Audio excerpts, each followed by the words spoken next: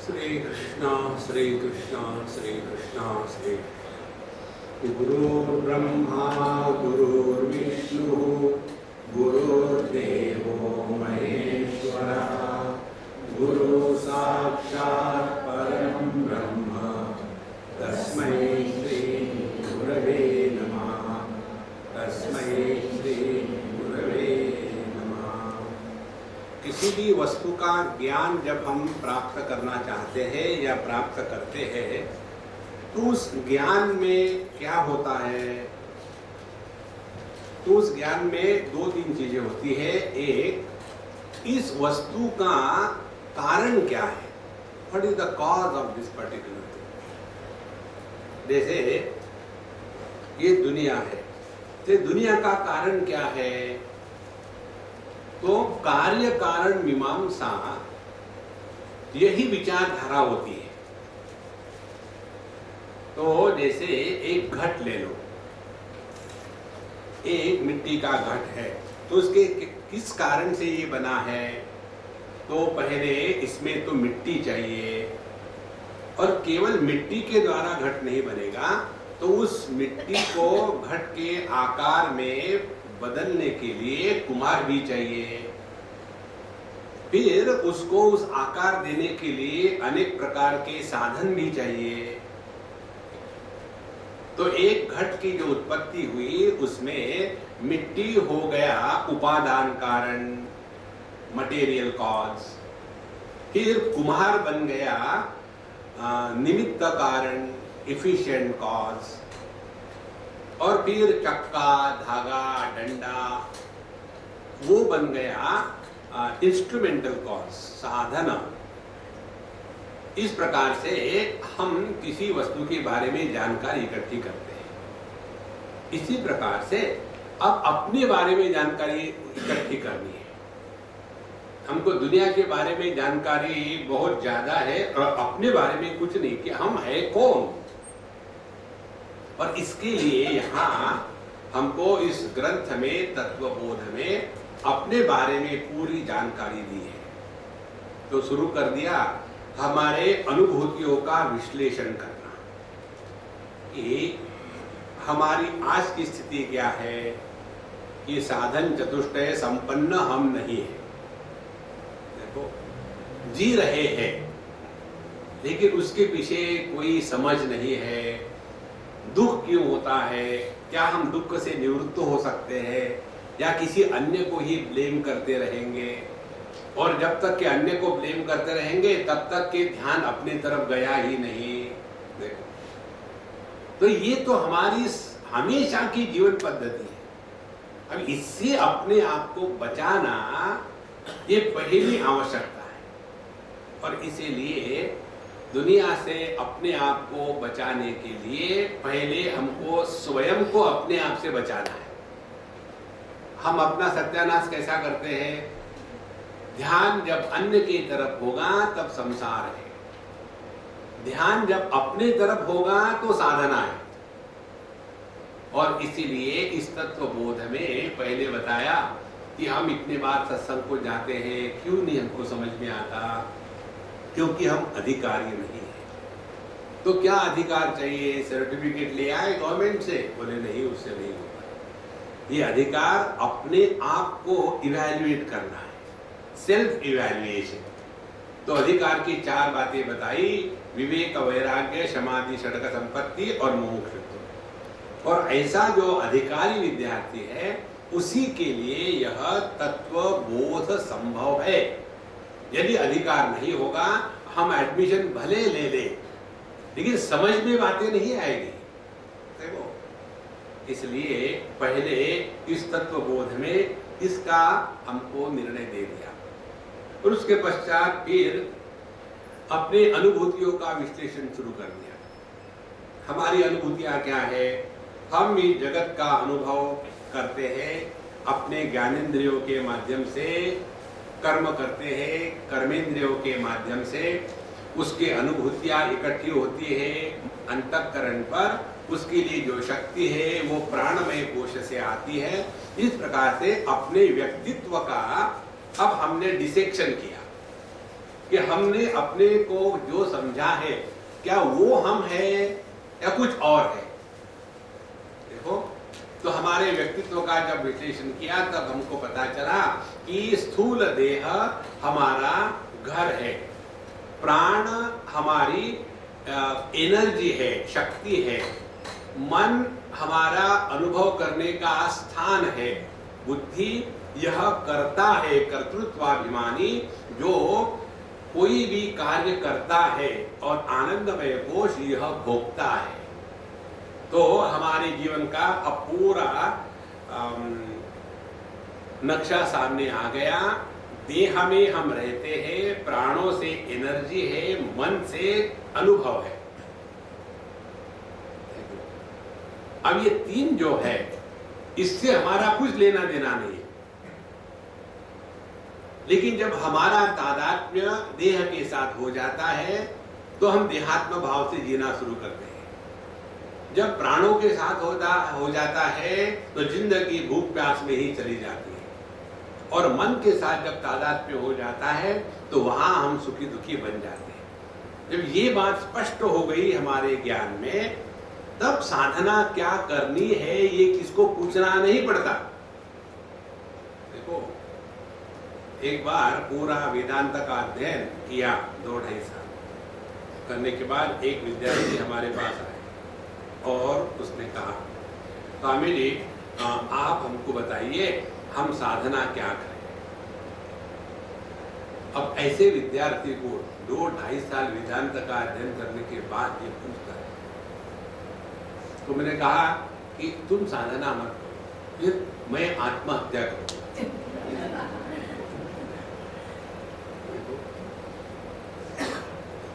इतने साल तक किया क्या? हमको बिल्कुल मिलिट्री के ऑर्डर चाहिए, सुबह इतने बजे उठना चाहिए, उठने के बाद फिर सो जाओ। साधना क्या करनी है ये प्रश्न यदि हमारे मन में आया तो हमने श्रवण किया नहीं। देखो, तो जब हमको बताते हैं अपने जीवन की समस्या प्रारंभ होती है देहात्म भाव से, तो साधना क्या होगी? देहात्म भाव की निवृत्ति। और वो कैसी करनी है? तो जैसे हम पैसे कैसे कमाते हैं, कोई किसी को जाके पूछते हैं क्या यार पैसे कैसे कमाना बताना बड़ा डिफिकल्ट है। हम अपना टेक्निक ढूंढ के निकालते हैं। छोटा सा जो बालक होता है, पैदाइशी कोई भी बालक चलता नहीं, केवल शुकाचार्य को छोड़कर। शुकाचार्य पैदा होते ही निकल गए घर से, 12 साल के पैदा हो गए थे वो। तो वो बालक अपना टेक्निक ढूंढ के निकालता है कि चलना कैसे, किसी को पूछता नहीं वो। इसी प्रकार से जब ये बात मालूम है कि बड़े होके मुझे चलना है, सभी लोग चल रहे हैं और मैं चिपकली के जैसा रेंग रहा हूं, तो बालक देख करके अपनी टेक्निक निकालता है और चलना सीख लेता है। मम्मी को नहीं पूछता, मम्मी मम्मी जब तुम मेरी उम्र की थी ना तब तुमने कैसे चलना सीखा, कोई नहीं पूछता। इसी प्रकार से जब ये मालूम हो गया इस ग्रंथ के अध्ययन से, वेदांत के अध्ययन से, देहात्म भाव के कारण ही यह संसार का झमेला हमारे ऊपर है। और फिर हम क्या करते हैं? वरी करते हैं। अभी मुझे एक एसएमएस आया, worries do not take away tomorrow's troubles but they definitely take away today's peace. खामोखाम परेशान, पता नहीं आध्यात्मिक साधना क्या करना है। उनके पास गए, उन्होंने कहा दक्षिणा दो, उसके बाद वो भाग गए। दक्षिणा देखो महाराज, तो आध्यात्मिक साधना का पहला स्टेप हो गया देहात्म भाव की निवृत्ति। अब इस एक पर लगे रहो। ठीक है मैं आत्महत्या कर लूंगा, उससे कुछ नहीं होने वाला।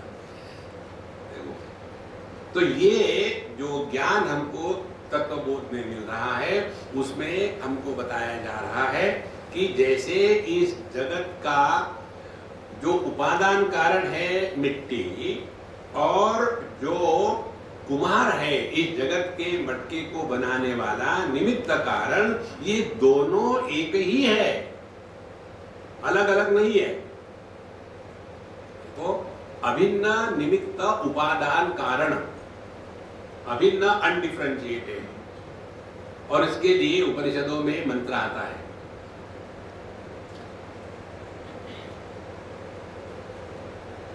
कहते हैं कि जिस प्रकार से यह जगत कैसा निर्माण होता है, यथोर्णनाभि सृजते गृह्णते च, यथा पृथिव्याम औषधयः संभवन्ति, यथा शतपुरुषात् केशलोमानि, तथा क्षरात् संभवति यह विश्वम। यह विश्व परमात्मा से उसी प्रकार से निर्माण हुआ है जैसे तीन उदाहरण दिए हुए। यथा ऊर्णनाभि सृजते गृह्णते च, ऊर्णनाभि माने स्पाइडर, स्पाइडरमैन के जो स्पाइडर होता है ना, तो यह जो परमात्मा है ये ऊर्णनाभि स्पाइडर के जैसे अपने ही मुख से मटेरियल कॉज निकालता है।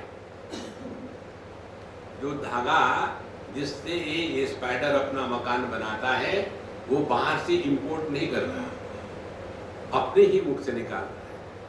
उसके बाद उसका जो डिजाइन है आर्किटेक्चर वो भी स्वयं ही बनाता है। उसके बाद उसके लिए लेबर भी बाहर का नहीं आता, लेबर भी वही बनता है। और जब परेशानी हो रही है, समझो बना रहा है, बीच में कोई आ गया तो वो सामान फेंक नहीं देता, उसको निकल जाता है, हमारा नहीं। तो बिना किसी अन्य के सहायता लेकर के जैसा ये ऊर्णनाभि अपना मकान बनाता है, इसी प्रकार से परमात्मा स्वयं ही निमित्त कारण है, स्वयं ही उपादान कारण है, ये बताना है। और इसके लिए उन्होंने बताया पहले कि ये पंचकोशों में जो बैठा है वो जीव है, और जो समष्टि को माया को लेकर के बैठा है वो ईश्वर है। अब इन दोनों की एकत्व की स्थिति हमको पहचाननी है, इसीलिए उन्होंने पूरा अपना विश्लेषण कर दिया। कर्मेंद्रिय क्या है, ज्ञानेंद्रिय क्या है, उनके अधिष्ठातृ देवता क्या है, उनके विषय क्या है, ये सब बताते बताते आगे आकर के उन्होंने सिद्ध कर दिया। इस प्रकार से एवं पिंड ब्रह्मांडयोः ऐक्यम संभूतम, इस प्रकार से पिंड माने कार्य और ब्रह्मांड माने कारण, कार्य कारण की एकता यह उपादान कारण के कारण हो सकती है। मिट्टी और मटका, मिट्टी मटके का उपादान कारण है। देखो सभी धर्मों में वेदांत को छोड़ करके ईश्वर को जगत का निमित्त कारण कहा है, और ईश्वर को जगत का उपादान कारण नहीं कहा है। और जब इसको हम उपादान कारण भी स्वीकार करते हैं तब हमारी दृष्टि, हमारा ज्ञान भिन्न होगा। जैसे हम लहर को हाथ लगाते हैं तो पानी को ही लगा रहे हैं, समुद्र में कूदते हैं तो पानी में ही कूदते हैं, मटके को उठाते हैं तो मिट्टी को ही उठा रहे हैं। तो इन उदाहरणों में यह पानी या मिट्टी ये उपादान कारण हो गए।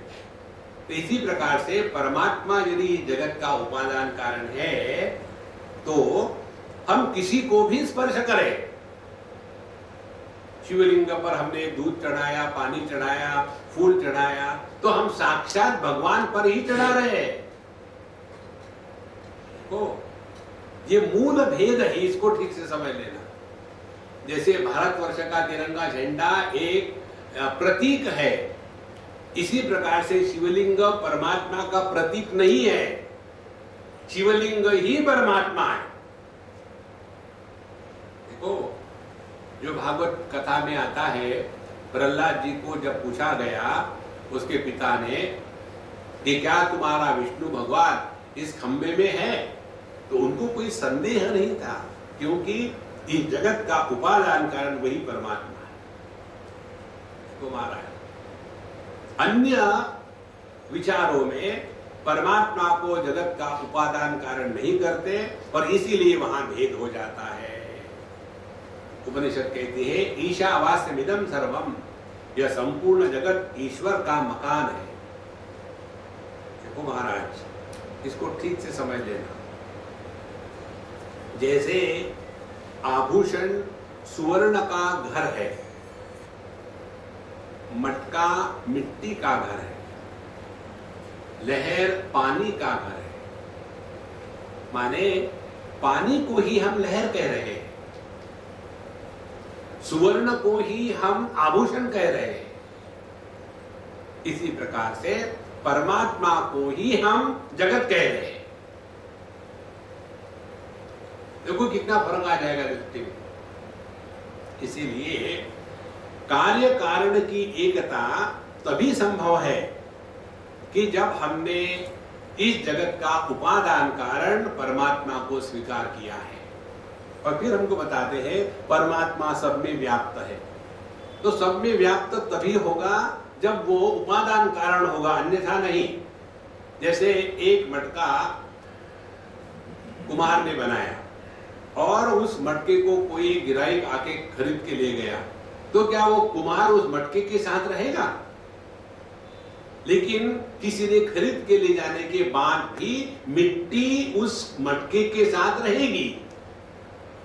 इसी प्रकार से यदि केवल परमात्मा इस जगत का निमित्त कारण मात्र रहा, तो जैसे कुम्हार ने मटका बना करके बेच दिया, फिर उस मटके का क्या होगा? कुम्हार को कुछ लेना देना नहीं है। इसी प्रकार से यदि यह जगत केवल निमित्त कारण वाले ईश्वर ने बनाया होता, तो जगत बनाने के बाद कुम्हार की तरह से यह ईश्वर जगत के प्रति रिस्पॉन्सिबल नहीं रहता। उस मटके में अब दही रखना है कि दारू रखनी है, इसका उस कुम्हार का कोई कंट्रोल नहीं। देखो संतो, ये मूल बात हमको समझ लेनी है। जिसको ये बात समझ में आ गई, उसका जगत के साथ व्यवहार बदल जाता है। देखो, जगत को यदि हम ईश्वर रूप से स्वीकार करें, तो जगत के प्रति भोग बुद्धि समाप्त हो जाती है। भोग बुद्धि समाप्त हो जाती है, माने मैं भोग कर रहा हूं, यह भाव प्रकट नहीं होता। देखो, जैसे हमने अपने बाएं हाथ को दाहिने हाथ से खुजलाया,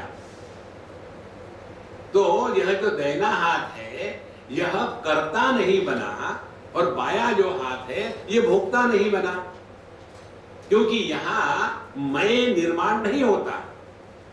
तो जिस अनुभूति में मैं निर्माण नहीं होता, वो ईश्वर का क्षेत्र है। जैसे खाना मैंने खाया, संसार, खाना खाने के बाद मैंने डाइजेस्ट किया, ये भाव कभी नहीं होता। और इसीलिए डाइजेशन ठीक रहे या गड़बड़ रहे, पाप पुण्य निर्माण नहीं होता। इसीलिए यह जगत का जो कारण है, उपादान कारण, वो परमात्मा है। इसी प्रकार से जैसे मिट्टी अपने आप में मटका नहीं बन सकती, उसी प्रकार से परमात्मा केवल उपादान कारण नहीं, बल्कि यह निमित्त कारण भी है। दोनों बातें। तो इस मटके वाली मिट्टी और कुम्हार वाला निमित्त कारण दोनों एक ही तत्व है। अब देखो, ये अपने अनुभूति में कैसा है। हम जब सपना देखते हैं, तो सपना किसका बना होता है? मन का। उसके पश्चात ये जो मन है, यही स्वप्न को भोगने वाला स्वप्न पुरुष बन जाता है। और यही जो स्वप्न पुरुष, जो मन बना है, वही सुख दुख का अनुभव करता है। तो एक ही मन निमित्त और उपादान कारण दोनों बना ना। इसी प्रकार से इस संपूर्ण विश्व का निमित्त और उपादान कारण केवल एक परमात्मा है। ये अंतिम निर्णय है वेदांत शास्त्र का। इस प्रकार से ईशावास्यमिदं सर्वम, यह संपूर्ण विश्व केवल परमात्मामय है, इसमें परमात्मा के सिवा कुछ नहीं। पुरुषान्न परम किंचित सा काष्ठा सा परागति ही, कठोपनिषद में आता है। इंद्रियेभ्यः परा यर्था अर्थेभ्यश्च परम मनः, मनसस्तु परा बुद्धि, बुद्धिरात्मा महान्तरः, महतः परम अव्यक्तम, अव्यक्तात् पुरुष परः, पुरुषान्न परम किंचित सा काष्ठा सा परागति। विषयों से इंद्रिय सूक्ष्म है, इंद्रियों से मन सूक्ष्म है, मन से वैयक्तिक बुद्धि सूक्ष्म है, वैयक्तिक बुद्धि से महत तत्व सूक्ष्म है, महत तत्व से अव्यक्त प्रकृति सूक्ष्म है, प्रकृति से सूक्ष्म पुरुष है, परमात्मा है, और परमात्मा के परे और कुछ नहीं है। तो यही परमात्मा इस संपूर्ण विश्व का अभिन्न निमित्त उपादान कारण है। इस प्रकार से कहते हैं यहाँ, एवं पिंड ब्रह्मांडयोः ऐक्यम संभूतम। तो पिंड हो गया कार्य और ब्रह्मांड हो गया कारण। तो यह जो सृष्टि है ना, ये दो प्रकार से है, कारणात्मिका सृष्टि और कार्यात्मिका सृष्टि। हम लोग जो पुराणों में कहानियां सुनते हैं ना, जैसे सुनते हैं कि अमुक अमुक देवता को गुस्सा आ गया, फिर उनको शाप मिला, तो फिर वो मनुष्य योनि में पैदा हो गए। ये जो कहानियां हैं, यह आदि दैविक जगत की कहानियां हैं। हम लोग जिस जगत में रहते हैं वो आदि भौतिक जगत है, और जो साधना का पक्ष है वह आध्यात्मिक जगत है। तो जब हम आदि भौतिक जगत में फंसे हैं तो हमको ये जगत सत्य लगने लग जाता है। जब हम आदि दैविक जगत में जाते हैं तो उपासना में फंस जाते हैं।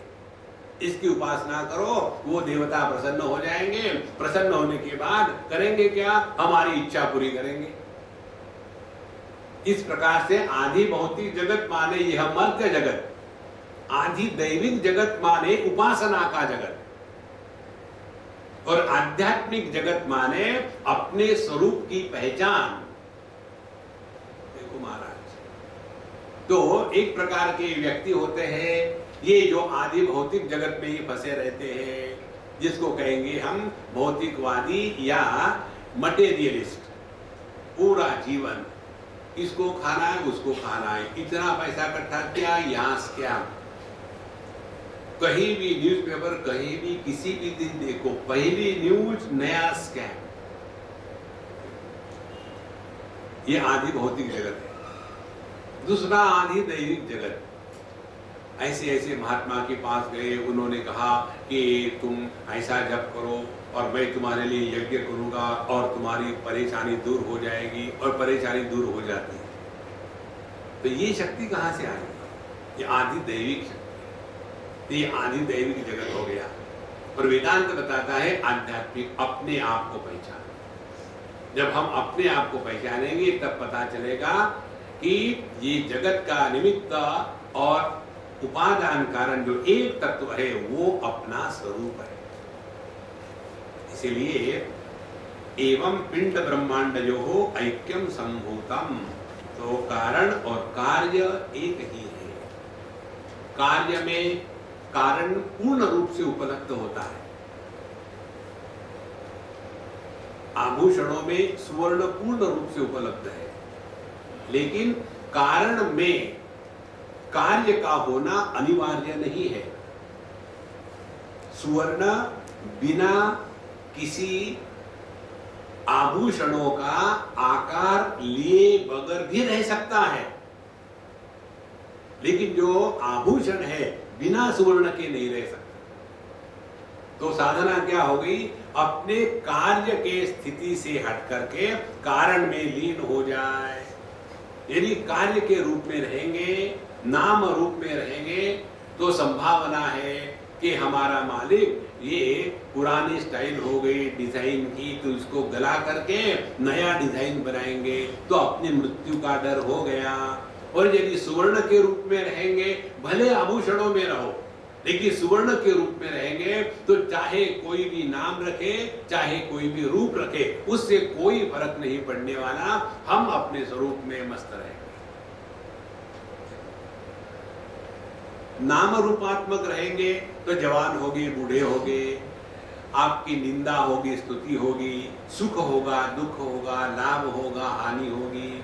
और यदि शुद्ध चेतन सत्ता के रूप में रहोगे तो ये सब होता रहेगा, रुकेगा नहीं। ध्यान से सुनना, ये कल्पना नहीं करना है कि हम जब अपने स्वरूप में निष्ठा करते हैं तो इसका अर्थ ये नहीं है कि हमारे शरीर को रोग नहीं होगा। ये शरीर का जो प्रारब्ध है उसके अनुसार शरीर चलेगा। Nobody can stop that। देखो, इस प्रकार से प्रकृति की विकृतियां बनी रहेगी, लेकिन उन विकृतियों के साथ तादात्म्य होकर के जो हम स्वयं को विकृत समझते हैं वो गलतफहमी खत्म हो जाएगी। इस प्रकार से पिंड ब्रह्मांडयोः ऐक्यम संभूतम, तो एक ही परमात्मा दो प्रकार से प्रकट होता है, और इसीलिए इसमें से जो एकत्व है उधर हमको ध्यान देना है। अब जो पिंड है वो क्या है और ब्रह्मांड है वो क्या है? स्थूल शरीराभिमानी जीवनामकम ब्रह्म प्रतिबिंबम भवति। स्थूल शरीर अभिमानी परमात्मा जब एक स्थूल देह के साथ तादात्म्य करता है तो कैसे करता है तादात्म्य? देखो, जैसे एक कल्पना करो समझने के लिए, आप दर्पण के सामने खड़े हो, चाइनीज स्टोरीज में ऐसा आता है, दर्पण के सामने खड़े हो और दर्पण में आपका प्रतिबिंब है। समझो आपका जो प्रतिबिंब है दर्पण में वो आपके जैसे बोलने लग जाए, आप चुप खड़े हो लेकिन प्रतिबिंब बोलने लग जाए, ना के आए क्या? बड़े आईने के सामने खड़े हो तो कैसा आनंद आएगा? तो वो जो स्थिति है उसको जीव कहते हैं। देखो, तो यह प्रतिबिंब है, वास्तविक नहीं है। अब इसको समझने के लिए ऐसे करो कि सूर्य का प्रतिबिंब जब पानी में पड़ता है तो सूर्य का पानी के अंदर जो प्रवेश है प्रतिबिंब के रूप में, ये प्रवेश कैसा है? It is an entry without entrance. देखो, यह सूर्य पानी के अंदर में कैसे प्रवेश करता है? प्रवेश नहीं कर रहा है, लेकिन दिख रहा है ना, दिख तो रहा है लेकिन नहीं है। और यह जो पानी के अंदर में प्रवेश किया हुआ सूर्य का प्रतिबिंब है, बिंब माने ओरिजिनल, प्रतिबिंब माने रिफ्लेक्शन, तो यह जो प्रतिबिंब है उसमें भी सूर्य के गुण दिखते हैं। सूर्य जैसा प्रकाश देता है वैसे ये प्रतिबिंब भी प्रकाश फेंकेगा। तो यहां बताते हैं कि यह जो स्थूल शरीराभिमानी, अब ये जो प्रतिबिंब पड़ा परमात्मा का इस प्रकृति में, तो उसके साथ यह प्रकृति माने सचेत हो गई। पहले पानी से प्रकाश बाहर नहीं आता था, केवल पानी को सूर्य के सामान्य प्रकाश से प्रकाशित किया गया, यहाँ पानी है। तो यह सामान्य रूप से प्रकाशित जो पानी है इसमें विशेष रूप से सूर्य का प्रतिबिंब प्रवेश हुआ, और ये जो विशेष रूप से सूर्य का प्रतिबिंब प्रवेश हुआ उसी विशेषता से ही दूसरा प्रकाश बाहर आता है, सभी पानी से बाहर नहीं आता। इसी प्रकार से परमात्मा का जो विशेष प्रतिबिंब है उस विशेष प्रतिबिंब के कारण जैसे पानी से प्रकाश निकलता है वैसे ये जो जड़ देह है मानो सचेत हो जाता है।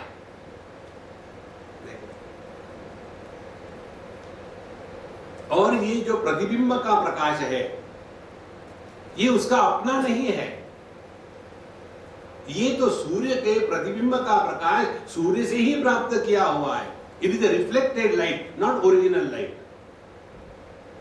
देखो, इसी प्रकार से यह जो जीवन है देह में, ये जीवन जिसके कारण होता है उसको जीव कहते हैं।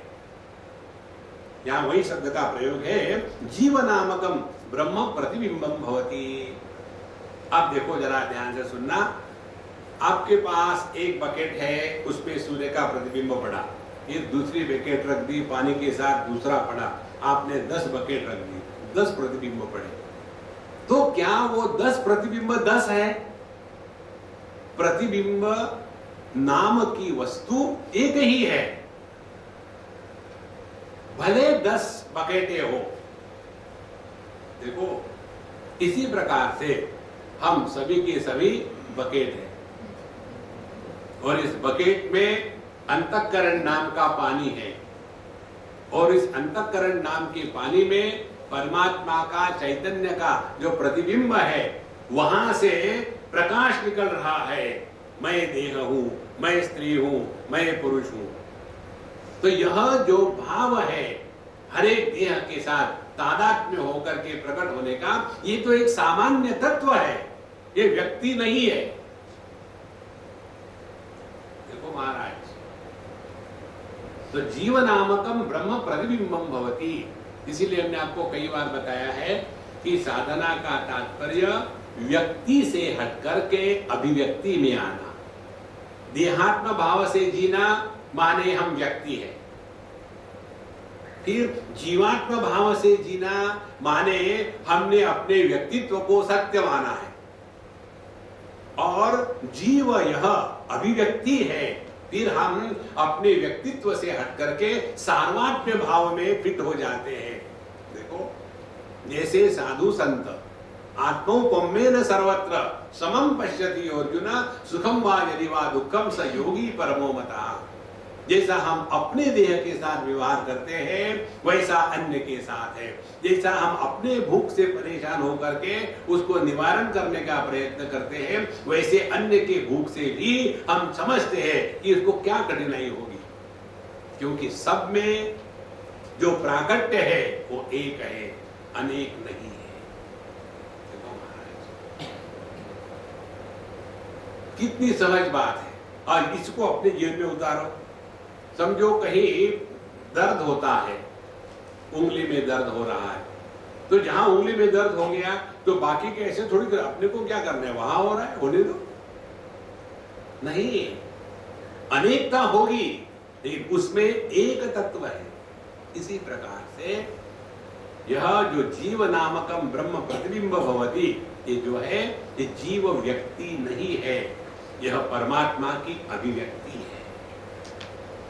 तो स्थूल शरीराभिमानी जीव नामकम ब्रह्म प्रतिबिंबम भवति, और स एव जीवः, और यह जो जीव है प्रकृत्या अपने ही स्वभाव से स्वस्मान ईश्वरम भिन्नत्वेन जानाति, और यह जो जीव है अपने आप को ईश्वर से अलग रूप से स्वीकार करता है कि पापो हम पाप कर्मा हम, ईश्वर बड़ा है हम छोटे हैं, ईश्वर सर्वज्ञ है हम अल्पज्ञ है, ईश्वर सर्वव्यापी है हम अल्पव्यापी है। देखो, इस प्रकार से जीव भाव के दो पहलू हो गए। एक तो जीव को अनेक के रूप में स्वीकार करना, जितने देह उतने जीव, पहली गलती। और इस गलती को मेंटेन रखते हैं योग में, सांख्य में, भक्ति में, साधना भक्ति में मेंटेन रखते। इसीलिए आप देखेंगे, और योग शास्त्र में इत्यादि में इसको मेंटेन रखते हैं। इसीलिए हमेशा भक्ति होगी तो रोएंगे धोएंगे मांगेंगे, दुनिया की बातें। योगी होंगे तो कर्ज करेंगे, न तो आशीर्वाद देंगे। जहां कर्ज आशीर्वाद होता है, जहां मांगना होता है, वहां द्वैत की सिद्धि हो गई। इसलिए यह जीव अनेकता के कारण और ईश्वर को अपने से अन्य स्वीकार करने के कारण इस संसार में फंसा हुआ है। तो यदि हमने इस अनेकता का त्याग कर दिया, कैसे अनेकता का त्याग कर दे? दो प्रकार से होता है। एक प्रकार का त्याग होता है कि हमने सबके साथ तादात्म्य होकर रहना है, या एक के साथ तादात्म्य होकर के नहीं रहना है। दो में से एक करो। इसमें सिंपल क्या होगा? सिंपल होगा अपने एक के साथ तादात्म्य करके रहने की जो पुरानी आदत है उसको छोड़ दो। तो जब उसको छोड़ देंगे तो जहां देहात्म भाव खत्म हो गया, वहां हमने व्यक्तित्व का त्याग करके अभिव्यक्ति में आ गए। और जब अभिव्यक्ति में आ जाते हैं तो कुछ साधना करनी नहीं पड़ती। ध्यान से सुनना, व्यक्ति से अभिव्यक्ति में पहुंचने के लिए साधना करनी पड़ती है, और अभिव्यक्ति में पहुंच गए तो साधना करते नहीं, जीवन साधनात्मक होता है। कैसे? शादी के पहले लड़की को लड़के से प्यार करना पड़ता है, इसीलिए प्यार में पड़ते हैं। नी प्रेमात पडले, अरे अरे उठा, गिर गए प्रेम, तो वहां प्रेम करना पड़ता है। उसके बाद मां बन गई। मां बनने के बाद बच्चे से प्रेम करना पड़ता है कि बच्चे से प्रेम होता है?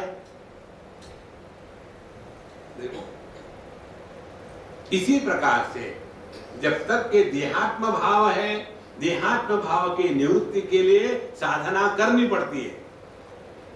और देहात्म भाव की निवृत्ति हो गई और सार्वात्म्य भाव अभिव्यक्ति की स्थिति आ गई, तब साधना करनी नहीं पड़ती। इसीलिए साधु संतों का सबके प्रति जो साधारण प्रेम है, वो करते नहीं किसी से प्रेम, उनका प्रेम होता है। और जो प्रेम होता है उसमें मैं प्रकट नहीं होता, और जो प्रेम करते हैं उसमें मैं प्रकट होता है। और जिस प्रेम में मैं प्रकट होता है उसको आसक्ति कहते हैं, और जो आसक्ति है वो जा सकती है, टिकती नहीं। देखो संतो, इसीलिए साधना साधना जो हम सोचते क्या साधना करनी, ये साधना करनी। तो अविद्या उपाधि सन आत्मा जीव उच्चते। तो जीव क्या हो गया? जब परमात्मा ने इस अविद्या के उपाधि को धारण कर लिया। अविद्या की उपाधि क्या है? अपूर्ण ज्ञान। इसको स्पष्ट समझ लेना। आपने 1000 बार सुना होगा कि अविद्या माने ज्ञान का अभाव, हम अपने को जानते नहीं। ये गलत है। हम अपने को जानते हैं लेकिन ठीक से नहीं जानते। देखो, ज्ञान में अभाव संभव नहीं है, क्योंकि सत और चित एक ही है। यदि ज्ञान में अभाव होगा तो ज्ञान है ही नहीं, लेकिन ये कभी संभव नहीं है। तो फिर क्या है अज्ञान? क्या अविद्या का अर्थ यही है, अपूर्ण ज्ञान। तो अपूर्ण ज्ञान क्या है? हमने एक देह को मैं माना है, तो वहां से संसार शुरू हो गया। इसीलिए अविद्या उपाधि सन आत्मा जीवैति उच्चते। तो एक देह के साथ तादात्म्य करके वही देह मैं हूं, ऐसा समझ करके जो जीना है यही जीव है।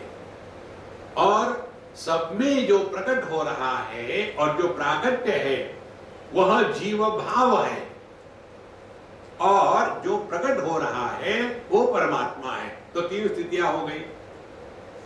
जो प्रकट हो रहा है वो परमात्मा, पहली स्थिति। जो सब में सामान्य प्राकट्य है वह जीव भाव, दूसरी स्थिति। और एक देह के साथ तादात्म्य होकर के बैठे रहना, यह तीसरी स्थिति। तो संसार शुरू हो जाता है ये तीसरी स्थिति में। देखो, ये पूरा जीवन इसी में चला जाता है। देखो, मैं और मोर तो रतय माया, इसी में जीवन चला जाता है, आगे देखने को तैयार ही नहीं। देखो महाराज, एक जगह एक अम्मा ने मुझे पूछा, उसके घर की समस्या मुझे पता थी, तो मैं क्या करूं?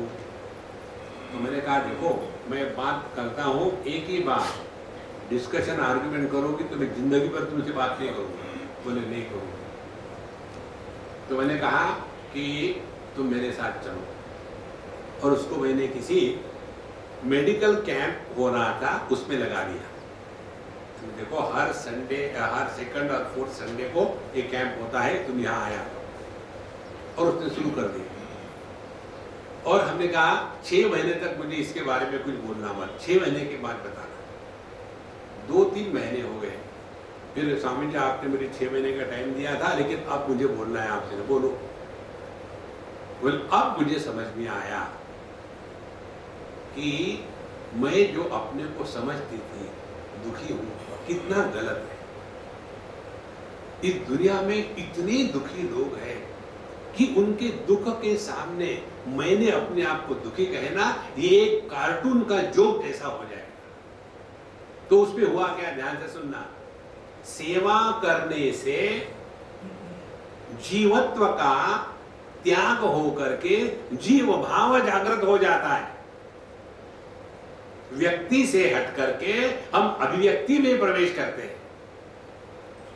और फिर उसने कहा, अब आज के बाद मैं कभी अपने दुखों की चर्चा और कंप्लेन कभी नहीं करूंगी। ध्यान से सुनना, अपने व्यक्ति में रहोगे तो दुख है, व्यक्ति के दुख से छुटकारा पाना है तो समष्टि में एक हो जाओ।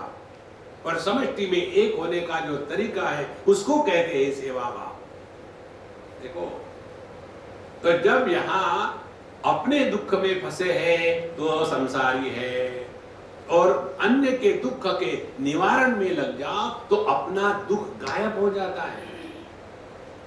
देखो, हमारे पास ये कितनी अम्माएं आती है, घर में तो उनके 1000 नौकर होंगे, पति से लेकर के, वो 1001 हुआ होगा, लेकिन वहां आकर के वो चाय बनाएगी, बर्तन साफ करेगी, झाड़ू पोछा करेगी, कपड़ों को प्रेस करेगी। कारण क्या है? जहां हम अपने व्यक्तित्व से हट करके एक्सपांड होना शुरू कर देते हैं, उसी में आनंद है। और ये आनंद लेने का नहीं है, ये आनंद देने का है। व्यक्ति लेकर के खुश होता है, परमात्मा दे करके खुश होता है। तो महाराज, इसको कहते हैं आध्यात्मिक साधन। नहीं तो हाथ में माला ले ली और झटके मारे जा रहे हैं। हम नाम नहीं बताएंगे, हम कहीं थे एक महात्मा जी के साथ, तो हमारे पास ना तो माला है ना कुछ है, ऐसे बैठे रहते। पान मंगाया हमने, पान खिला। दूसरे महात्मा जी थे, वो गंभीरानंद और उनके शॉल के नीचे वो रखा हुआ। मुझे एक ने पूछा, स्वामी जी आपने ऐसा कर दिया?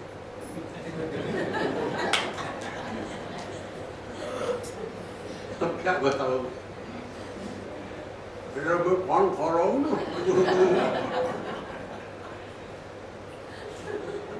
देखो महाराज, 24 घंटे में 24 घंटे सावधान रहना कि कहीं हम प्रकृति में फंस तो नहीं रहे हैं, कहीं हम व्यक्ति को सत्य तो नहीं समझ रहे, कहीं हम अभिव्यक्ति में ही आसक्त तो नहीं हो गए। क्या हम अपने स्वरूप में निष्ठावान है या नहीं, इधर हमको ध्यान देना।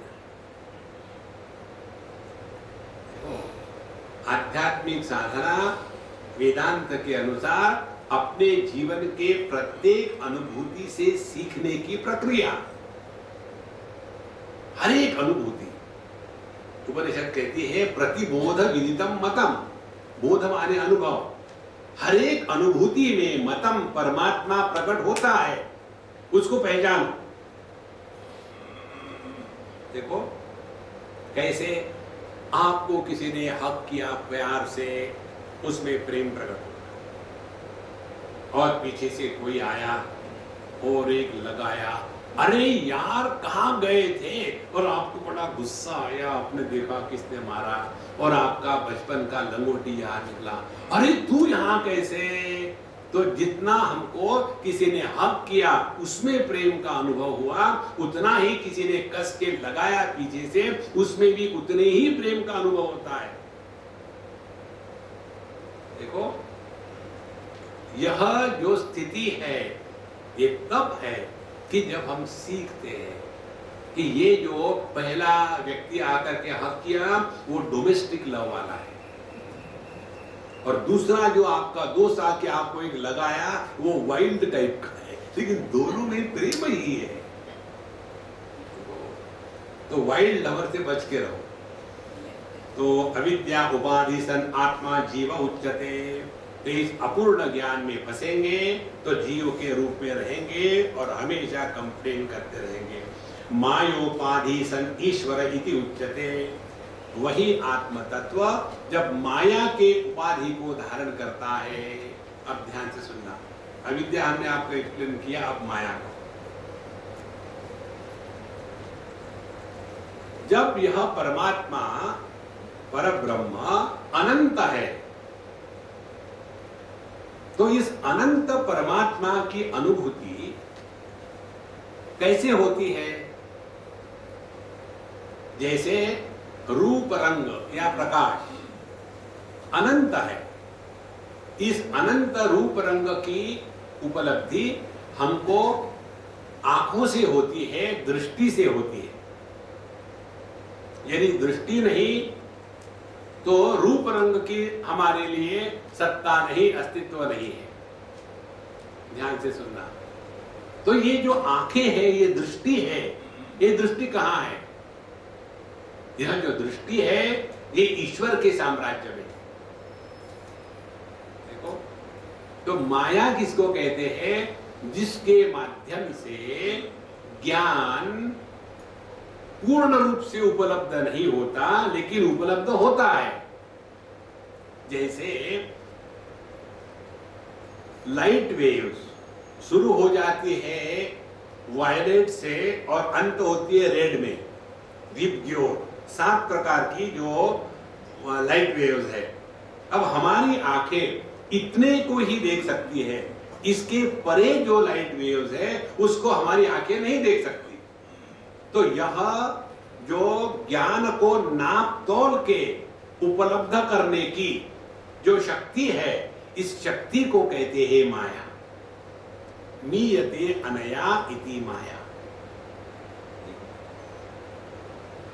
उसी प्रकार से शब्द अनंत है, कितनी फ्रीक्वेंसीज है, लेकिन इन सब फ्रीक्वेंसी में से एक स्पेक्ट्रम जो है, साउंड स्पेक्ट्रम, वही केवल हम अपने कानों से सुन सकते हैं। जब किसी का एक कान खराब हो रहा हो, दूसरे कान से ठीक सुनता है, एक कान से ठीक नहीं सुनता, तो इस कान में जो क्षमता थी वो कम हो गई। तो कम हो गई माने क्या? शब्द खत्म हो गए? शब्द नहीं खत्म हो गई, क्षमता खत्म हो गई। तो ये जो क्षमता प्रदान करने की जो शक्ति है परमात्मा की, उसको कहते हैं माया। तो माया उपाधि सन, तो जितने भी कर्मेंद्रिय, ज्ञानेंद्रिय, मन, बुद्धि, चित्त, अहंकार और उनके जितने भी विकार इत्यादि है, ये सब में सामान्य है। यह जो सामान्य शक्ति है परमात्मा की, उसको कहते हैं माया। तो परमात्मा जब इस माया शक्ति को जागृत करता है तब जाकर के उसको ईश्वर कहा जाता है। अब देखो दोनों बात क्या होगी। आत्मा जब अविद्या के उपाधि को धारण करता है तब उसको जीव कहा, वही आत्मा जब माया की उपाधि को धारण करता है तब उसको ईश्वर कहा गया है। तो क्या हम दो लोगों की बात कर रहे हैं? एक ही आदमी पिता की उपाधि को धारण किया तो पुत्र बन गया, और पुत्र की उपाधि को धारण कर गया तो पिता बन गया। तो उपाधि के कारण ये अनेकता है। इधर ध्यान दो, उपाधियां नित्य परिवर्तनशील है। और सभी उपाधियों का जो अधिष्ठान है वो एक है। देखो, इसीलिए माया उपाधि सन ईश्वर इति उच्यते। एवं उपाधि भेदा जीव ईश्वर भेद दृष्टि यावत् पर्यंतम तिष्ठति तावत् पर्यंतम जन्म मरणादि रूप संसारो न निवर्तते। तो जब तक के उपाधियों के कारण ईश्वर और जीव इनको अलग अलग रूप से स्वीकार किया जाता है, तब तक के जन्म मरणादि रूप संसारः न निवर्तते। तब तक के पुनरपि जननम पुनरपि मरणम, सुखी दुखी होना, भगवान के पास जाकर के रोते रहना, ये चलता ही रहेगा, इसका कोई अंत नहीं। तो अब साधना क्या हो गई? पहले भौतिकता से निकल करके, फिर दैविकता से निकल करके आध्यात्म में प्रवेश करें। जो केवल भौतिकवादी है उससे बढ़कर के ये उपासना वाले होते हैं, लेकिन ये उपासना वाले भी एकदम आत्मविश्वास खत्म, हर चीज के लिए भगवान है उन्हें कहने का होता है, वास्तविक नहीं होता। मैं कल रात को एक बड़ा सुंदर किसी का चरित्र पढ़ रहा था, बड़ा आनंद आया। एक जगह में शिवरात्रि के समय सभी लोग भगवान का नाम लेते हैं, ओम नमः शिवाय, ओम नमः शिवाय, ओम नमः शिवाय, ओम नमः शिवाय, ओम नमः शिवाय। तो आप भगवान के नाम में आनंद लेना, लेकिन वहां भी प्रश्न पूछने वाले होंगे। महात्मा जी को प्रश्न पूछा, ये सभी के सभी जो भगवान का नाम ले रहे हैं, क्या इन सबको भगवान के दर्शन हो जाएंगे? महात्मा जी ने कहा नहीं। बोले क्यों? ऐसा क्यों? बोले मैं तुमको कहानी सुनाता हूं। देखो, अध्यात्म का ज्ञान कहानी के द्वारा ही बताया जा सकता है। एक गुरु ने कहा, एक कोई बड़ा आदमी था, उसका बड़ा घर था और उसके पास दो बड़े बड़े कुत्ते थे। एक कोई अनजान व्यक्ति जब उस घर के पास जाता है तो कुत्ते भौंकने लग जाते हैं, बड़े कस के। क्यों कुत्ते भौंकते हैं? इसलिए भौंकते हैं कि पता नहीं कौन आया है, कहीं हमारे मालिक को नुकसान तो नहीं करेगा, इसीलिए अपने नाभि से जोर जोर से भौंकेंगे।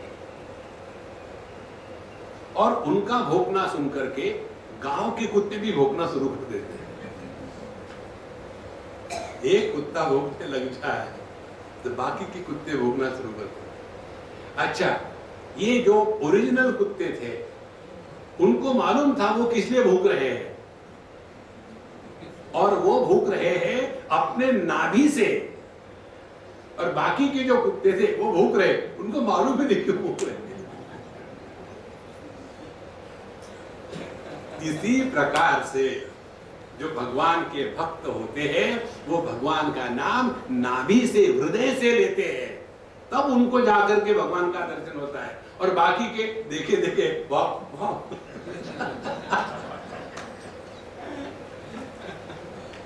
भगवान का नाम लेना, क्या वो भगवान का नाम हमारे हृदय से प्रकट हो रहा है? देखो संतो, श्री कृष्णा, जब तक के ये बात स्पष्ट हृदय में प्रकट नहीं होती कि आध्यात्मिक साधना का तात्पर्य अपने माध्यम से व्यक्ति नहीं, अभिव्यक्ति नहीं, परमात्मा प्रकट हो रहा है। व्यक्ति प्रकट होगी तो मैं, अभिव्यक्ति प्रकट होगी तो यह द्वैत का संसार सत्य लगेगा, और परमात्मा प्रकट होगा तो ये दुनिया एक नाटक है। इस नाटक में जो रोल दिया है बढ़िया से बढ़िया करे। दुख के रोल में भी एक्टर खुश होता है, बेवकूफी के रोल में भी एक्टर समझदार होता है। देखो, मजाक के रोल में भी उसकी स्तुति होती है। जैसे प्राण था एक एक्टर, विलन का काम करता था, तो क्या वो बुरा था? टुनटुन थी। देखो, जब भी टुनटुन आती थी सब लोग हंसते थे, मजाक, लेकिन उसके हंसने में, मजाक में उसकी तारीफ होती थी, वो उसको मालूम था। इसी प्रकार से इस जगत में रहना माने इन उपाधियों के माध्यम से भले हम प्रकट हो जाए, लेकिन उपाधि हमको स्पर्श नहीं करे, ये इसका तात्पर्य है। एवं उपाधि भेदात जीवेश्वर दृष्टि यावत पर्यंत तिष्ठति तावत पर्यंत जन्म वर्णादि संसारो न निवर्तते। तो हमारी जितनी आध्यात्मिक साधना ये यही है, ईश्वर को ढूंढने बाहर मत जाना बाबा, अपने हृदय में, और वो अंदर से प्रकट होना चाहता है। लेकिन हम जैसे एक मक्खी आकर के सर पे बैठती है ना, तो 25 बार उसको हटाते हैं, ऐसा ऐसा करते रहते हैं, लेकिन वो आके बैठती है। इसी प्रकार से अंदर प्रभु बोलना चाहता है, हम कहते हैं चुप हो जाओ, चुप हो जाओ, चुप हो जाओ। तो जिसके हृदय में प्रभु प्रकट हो गए उसका जीवन भिन्न होता है, जिसके हृदय में जीव प्रकट होता है उसका जीवन भिन्न होता है। जिस स्त्री में पत्नी प्रकट होती है उसकी अभिव्यक्ति भिन्न होती है, और उसी स्त्री में मां प्रकट होती है तो अभिव्यक्ति भिन्न होती है। स्त्री वही है, कौन प्रकट हो रहा है? पत्नी तो परेशानी, मां तो प्रेम, हृदय वही है, लेकिन प्राकट्य भिन्न प्रकार का है। इस प्रकार से यह जो ईश्वर है उसको बाहर ढूंढने के स्थान पर अपने हृदय में ढूंढना है, तब जाकर के हम अंतर्मुखी होंगे। और जो व्यक्ति अंतर्मुखी नहीं रहता वो जगत में ज्वालामुखी कर करके रहता है, हमेशा इसके दोष, उसके दोष, इसके साथ झगड़ा, उसके साथ झगड़ा, नॉन स्टॉप टॉकिंग, कौ कौ कौ कौ कौ कौ। तावत पर्यंत जन्म वर्णादि रूप संसारो नव निवर्तते, तब तक के यही परेशान रहते रहोगे महाराज। तस्मात् कारणात् न जीवेश्वरयोः भेद बुद्धि ही स्वीकार्या। इस कारण से कभी भी हमने जीव ईश्वर को अलग अलग स्वीकार नहीं करना चाहिए, ये इसका तात्पर्य निकला। अब ध्यान से सुनना, मुंडकोपनिषद में एक मंत्र आता है, द्वा सुपर्णा सयुजा सखाया समानम वृक्षम परिशस्व जाते तयो अन्यहा पिप्पलम स्वादुमत्ति अनश्नन अन्यहा अभिचाकशी। दो बातें, एक ही वृक्ष पर दो समान पक्षी बैठे हैं, एक दूसरे के मानो प्रतिबिंब है, एक जैसे। उसमें से एक पक्षी जो है उस वृक्ष के फल को चख करके यदि फल अच्छा निकला तो बड़ा खुदकता है, और फल यदि कड़वा निकला तो बड़ा दुखी होता है। और जो दूसरा पक्षी है वो सभी फलों को देखता है लेकिन किसी को चखता नहीं, फिर वो अपने मस्ती में है, अभिचाकशी। अब ये वृक्ष कौन सा है? ये वृक्ष है हमारा देह। उपनिषद में, गीता में वृक्ष का वर्णन आता है, ऊर्ध्वमूलमदशाखम अश्वत्थम प्राहुरव्ययम। नॉर्मली वृक्ष कैसा होता है? मूल नीचे होता है और वृक्ष ऊपर बढ़ता है, लेकिन ये बड़ा विचित्र वृक्ष है, इसका मूल ऊपर है और ये नीचे बढ़ रहा है। जैसे मनुष्य का देह ऊपर से मूल है, खाए जा रहा है और नीचे बढ़े जा रहा है। ऊर्ध्वमूलमदशाखम अश्वत्थम प्राहुः अव्ययम, कभी ठीक नहीं रहता है, हमेशा इसमें परिवर्तन आ रहे हैं। तो इस वृक्ष पर एक डाली पर, वो डाली कौन सी है? हृदय। वहां दो पक्षी बैठे हैं, एक पक्षी है जीव, दूसरा है ईश्वर। सुख दुख के अनुभूतियों के कारण जो प्रभावित होकर के सुखी दुखी होता है वो पक्षी है जीव, और जो सुख दुख की अनुभूतियां होते हुए भी उसके द्वारा प्रभावित न हो करके केवल उनको प्रकाशित करता है, वो है ईश्वर। अब कहां ढूंढने जा रहे हो? देखो, तो साधना क्या हो गई?